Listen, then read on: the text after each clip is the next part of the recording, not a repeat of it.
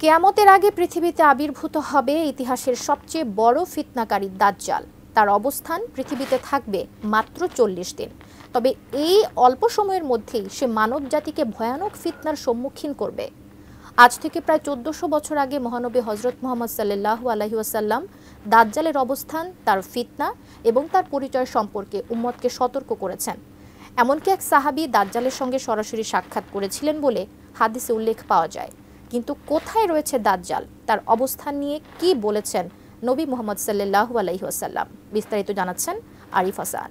হযরত আদম আলাইহিস সালামকে সৃষ্টি থেকে শুরু করে কিয়ামত পর্যন্ত মানবজাতির জন্য দাজ্জালের চেয়ে বড় ফিতনা আর কিছু নেই। সে এমন অলৌকিক বিষয় দেখাবে যা দেখে মানুষ দিশেহারা হয়ে পড়বে। দাজ্জাল নিজেকে প্রভু ও আল্লাহ হিসেবে দাবি করবে। তার দাবির পক্ষে এমন কিছু প্রমাণ উপস্থাপন করবে সে সম্পর্কে নবী সাল্লাল্লাহু আলাইহি ওয়াসাল্লাম আগে থেকেই সতর্ক করেছেন। হাদিসে দাজ্জালের ফিতনার সময় যারা তার অনুসরণ করবে তাদের সম্পর্কে জানানো হয়েছে। হাদিসের বর্ণনা মতে দাজ্জালের অধিকাংশ অনুসারী হবে ইহুদি এবং মহিলা। ইস্পাহানের ৭০,০০০ ইহুদি দাজ্জালের অনুসরণ করবে। তাদের সবার পরনে থাকবে সেলাইবিহীন চাদর।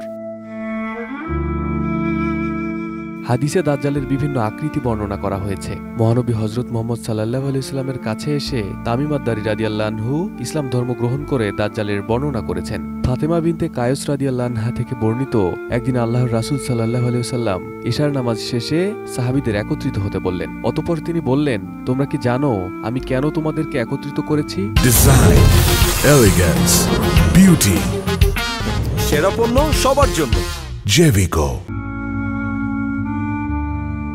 তারা বললেন, আল্লাহ এবং তার রাসূলই ভালো জানেন। অতঃপর তিনি বললেন, আমি তোমাদেরকে সংবাদ দেওয়ার জন্য একত্রিত করেছি যে তামিম আদ-দারি ছিল একজন খ্রিস্টান। সে আমার কাছে আগমন করে ইসলাম ধর্ম গ্রহণ করেছে। অতঃপর সে মিথ্যুক দাজ্জাল সম্পর্কে এমন ঘটনা বলেছে যা আমি তোমাদের কাছে বর্ণনা করতে চাই।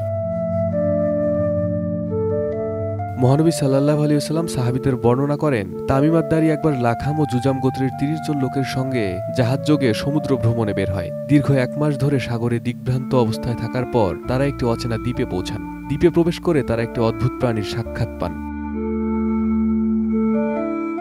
প্রাণীটি ছিল মোটা পশমে ঢাকা, এমনকি তার শরীরের সামনের এবং পেছনের দিক চেনা যাচ্ছিল না। প্রাণীটি তখন নিজেদের পরিচয় দেয় জাসসাস বা সংবাদ সংগ্রহকারী হিসেবে এবং তাদেরকে দ্বীপের গভীরে এক রহস্যময় গুহার দিকে নির্দেশ করে।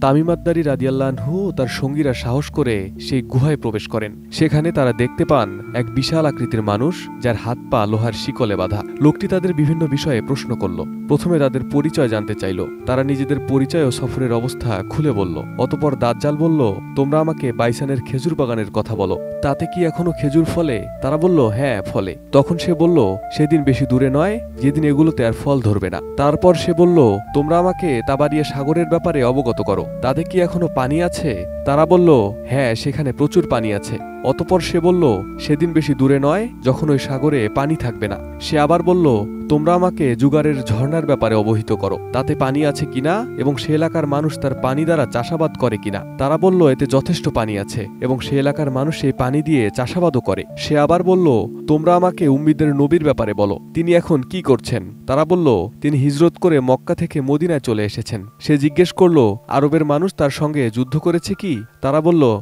হ্যাঁ করেছে। সে বলল, তিনি তাদের সঙ্গে কি আচরণ করেছেন? তারা বলল, তিনি আরবের পার্শ্ববর্তী এলাকায় জয়ী হয়েছেন এবং তারা আনুগত্য স্বীকার করে নিয়েছেন। এই কথা শুনে দাজ্জাল বলে, তারা আনুগত্য করাই তাদের জন্য মঙ্গলজনক। তখন অদ্ভুত সেই লোকটি নিজের ব্যাপারে বলতে শুরু করল। সে বলল, আমি মাসিহ দাজ্জাল, শিগগিরই এখান থেকে বেরিয়ে যাওয়ার অনুমতি পেয়ে যাব এবং ৪০ দিনে পুরো পৃথিবী ভ্রমণ করব। এমন কোনো জনপদ থাকবে না যেখানে আমি প্রবেশ না করব, তবে মক্কা ও তাইবা এই দুটি স্থানে আমার প্রবেশ নিষিদ্ধ থাকবে। দাজ্জালের বর্ণনা দেওয়ার পর রাসূল সাল্লাল্লাহু আলাইহি ওয়াসাল্লাম তার লাঠি দ্বারা মিম্বরে আঘাত করে একে একে ৩ বার বলেন, এই হচ্ছে তাইবা, অর্থাৎ এই তাইবা অর্থ মদিনা। রাসূল সাল্লাল্লাহু আলাইহি ওয়াসাল্লাম ইরশাদ করলেন, তামিম আদ-দারির কথাগুলো আমার বর্ণনার সঙ্গে সামঞ্জস্যপূর্ণ, যা আমি তোমাদের দাজ্জাল, মদিনা ও মক্কা সম্পর্কে এর আগে বলেছি।